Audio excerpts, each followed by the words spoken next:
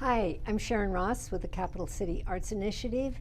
We are in the Community Center's Crowell Boardroom today to have a walkthrough of the current exhibition, Art with Aloha, with artist Jackie Pias Carlin. So enjoy.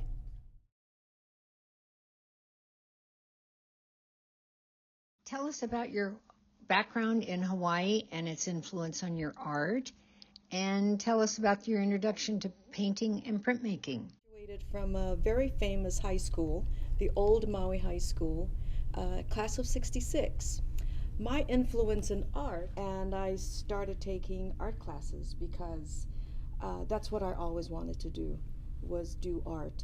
So when my daughter was born, I did life drawing for 2 or 3 years. Then I went into watercolors, oils, pastels, printing, and kept going.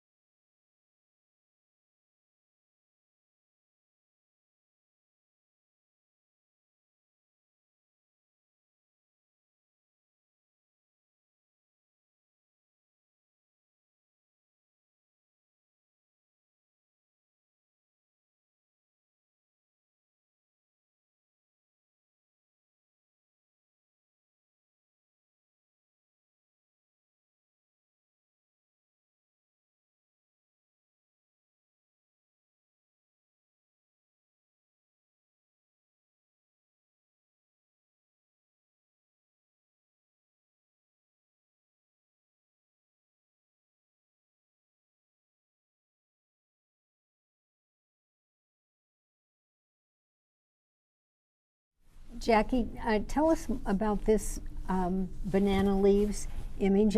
Obviously, you didn't paint this or find this image in Carson City.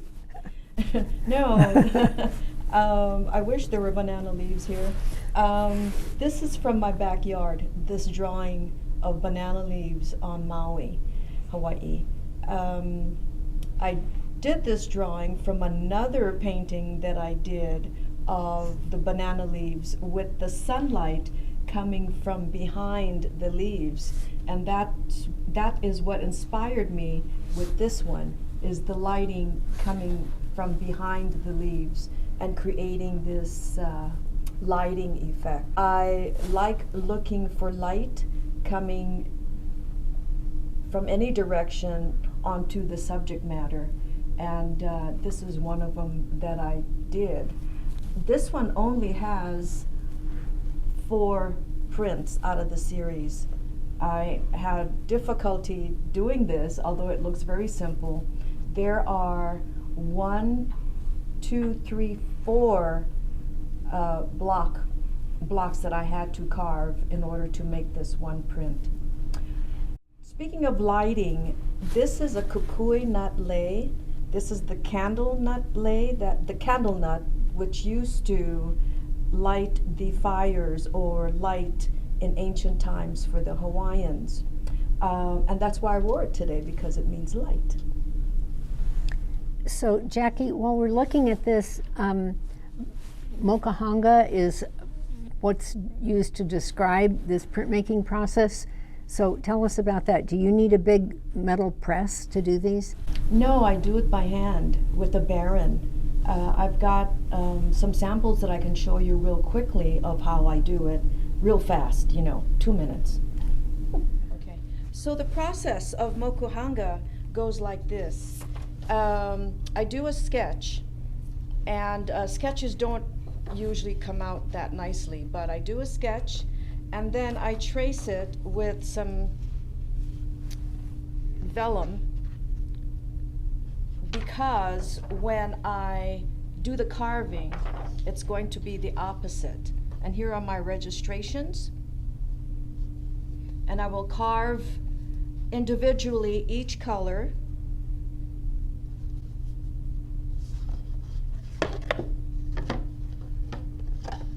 This is the ground here. And the leaves. Oops, right there. Oops. Nope, right there.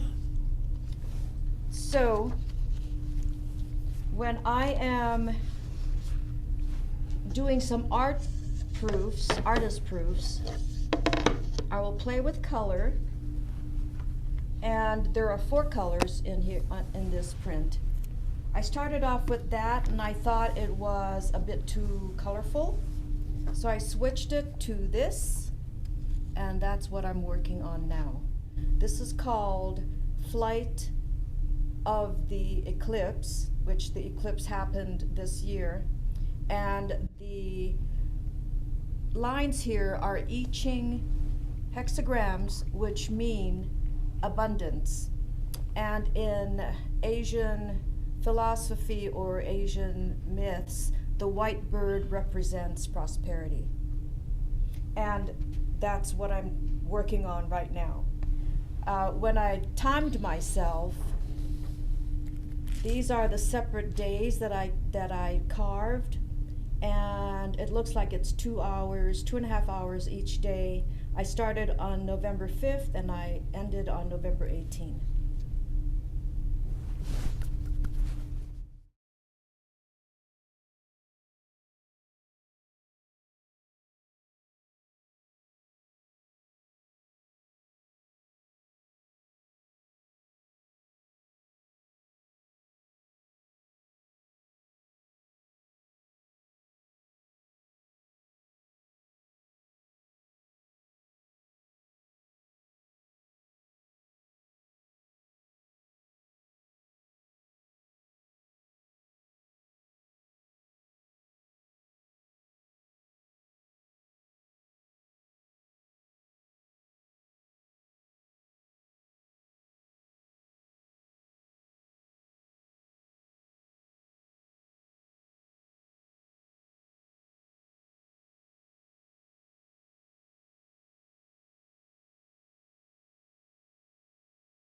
Jackie, what is it about the Mokuhanga process that intrigues you? I've always been intrigued by Hokusai and Hiroshige. It's Hiroshige, or it's Hokusai, thinking. He did this large blue waves, which I had admired for the longest time, and I realized that it was a woodblock print. So I studied woodblocks. I studied Mokuhanga by looking at photo reproductions of these hand-pulled prints. And I noticed a lot of the prints, the Japanese artists used trees to narrow down their viewpoint. What I did with a Merced River view in Yosemite Park, I used the trees to bring in the focus and go into, again, the reflection of the mountain in the background. These are the wood blocks that I used, and there are 4 of them. They were very intricate to do. It took a very long time, but I liked what the conclusion is, the reflection to the mountains up there.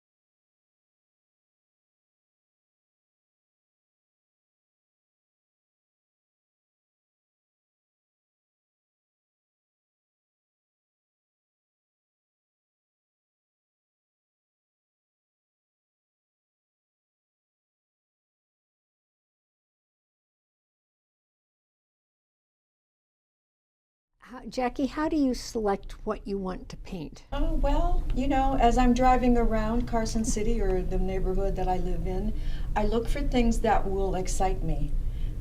This Carson River series or painting that I did in watercolor and pastels caught my eye because I saw the reflection of the water from the sunlight going down. And this is plein air that I started. Then I finished it up in the studio. But I loved the reflection, mainly the lighting. And this is in the springtime, obviously. And that is what captured me. The idea of grasping the light reflecting into the water. Do you frequently paint plein air? I used to. This one here, I did a sketch and photos. This is Carson River again during the flooding of this past spring. And again, I liked the lighting, the sun reflecting in the water on the mud. And I thought that was quite unusual and pretty, even though it was a flood.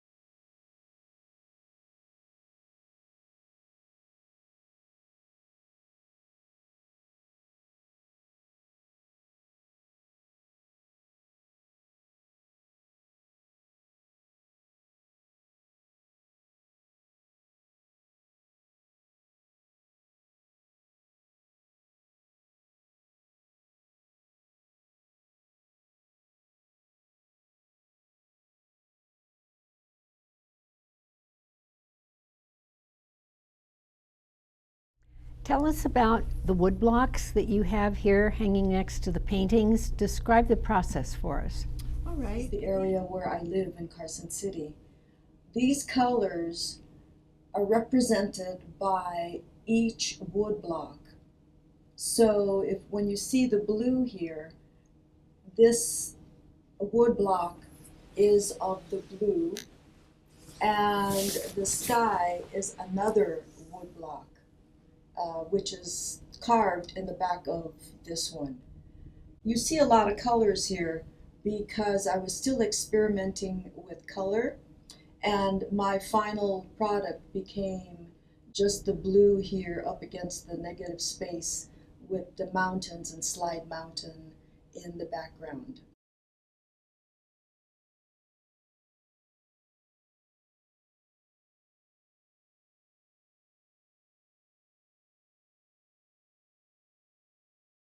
The others that I have here on the exhibition right now are various wood blocks that I've created during this past year.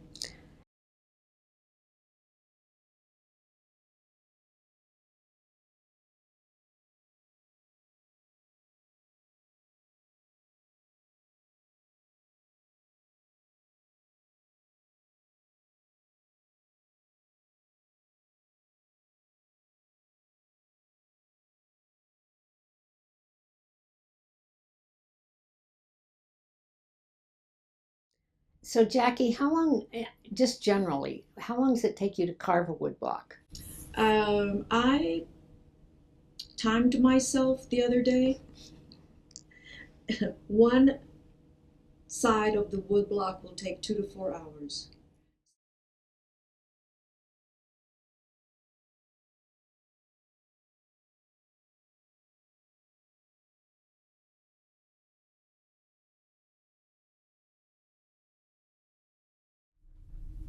Jackie, you're not only a visual artist, you're a literary artist. So tell us about your books here.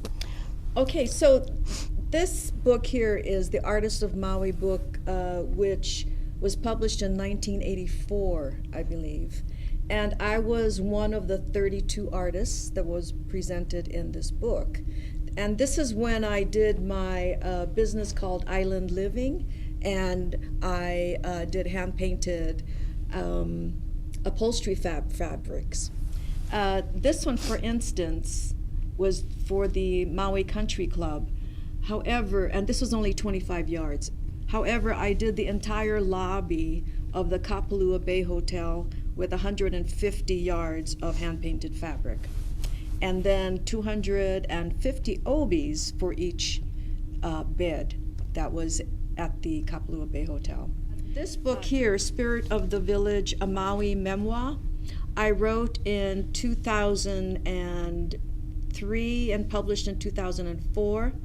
This is a story about my life in a sugarcane plantation village on the island of Maui when I was growing up. That neighborhood is no longer there, and this memoir has become one of the, I think might be the only Filipino memoir of living in a sugarcane plantation village at that time. And that's why it's in all of the Hawaii State Libraries. It's at the Sugar Museum in Pu'unene, Maui. And this book here, Auntie's Place, I wrote about 10 years after my memoir.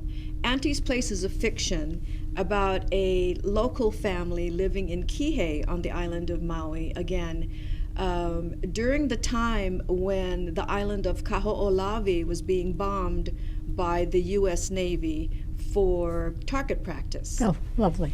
And that's how the story begins, where this local guy is very upset with the bombing because it is ruining the sacred place of the Hawaiian culture. And it goes on up to meeting the rest of the family. And I think I wrote this a little too soon because the heroine is a transgender at the end of the story. And again, I think I was a little too early for this story. Either too early or just ahead of your time. Ahead of my time, good. I am working on a third book at the moment, and it is about the second wave of missionaries that came to Hawaii, especially the island of Maui.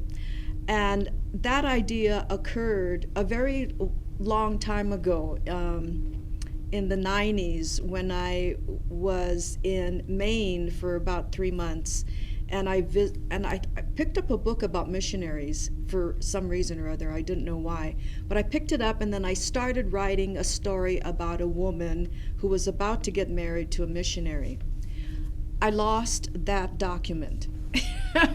And then the year before COVID, when COVID was being introduced, the idea came back to me because I wondered how diseases happen to travel.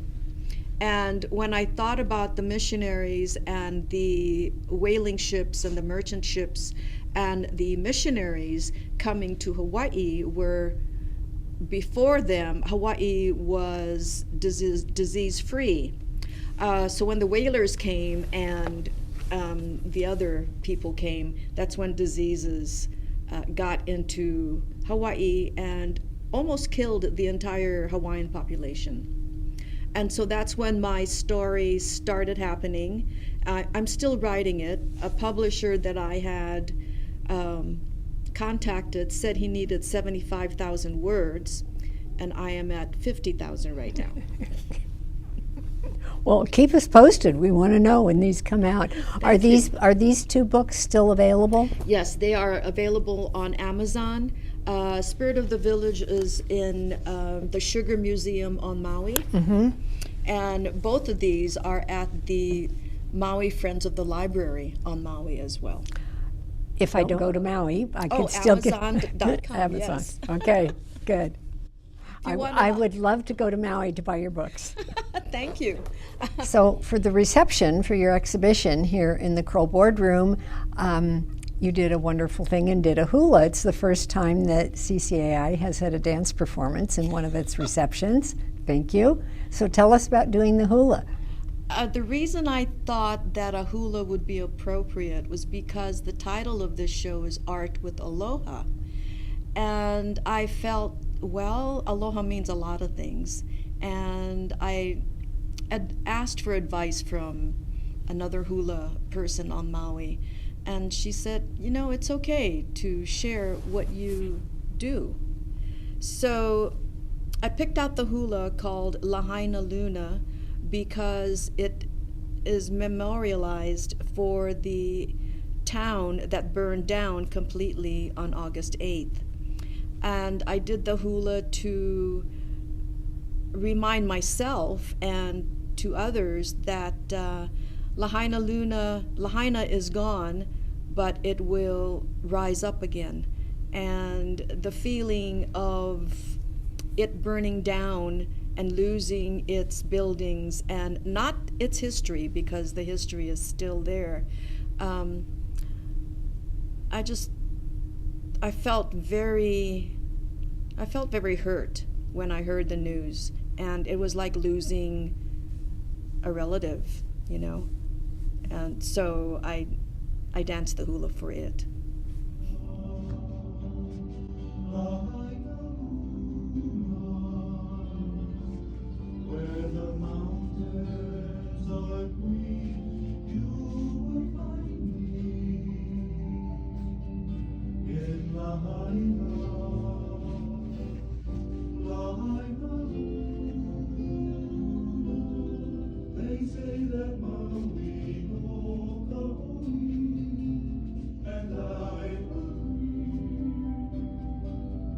Cause Maui no Kaoi is the only place for me. That's where you'll find me.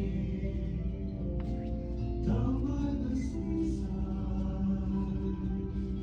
watching the moonlight, the twinkling starlight, the morning sunrise, the golden sunset in Lahaina, Lahaina.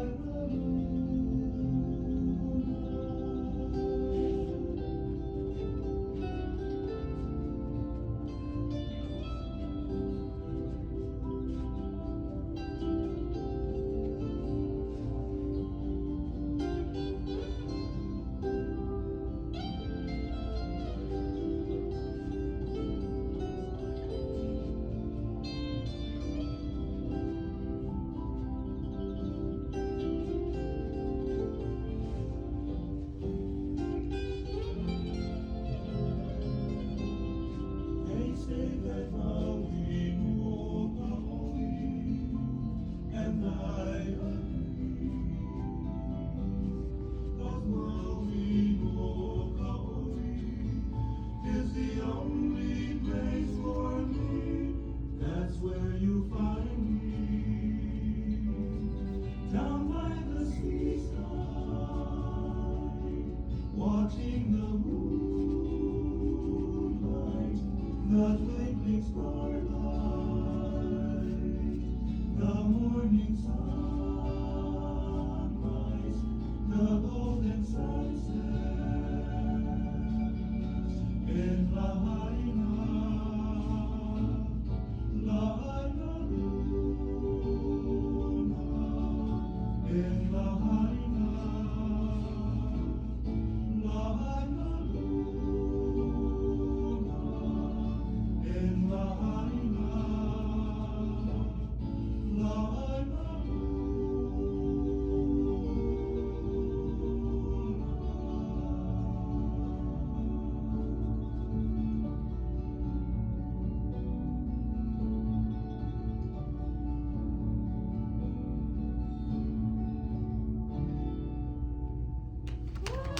Jackie, thank you so much for doing the exhibition and for coming in and for this talk about the show. We really appreciate it.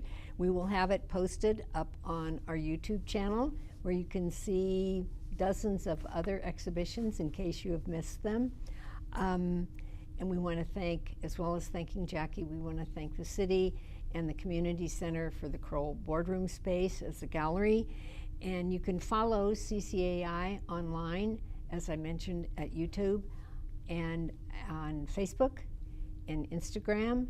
And we have 4 galleries in Carson City in addition to the Crowell boardroom, and all of them have plenty of free parking. So come to Carson City. So we want to thank our generous funders for their support, and you will see them listed on the following slide. Thank you for watching.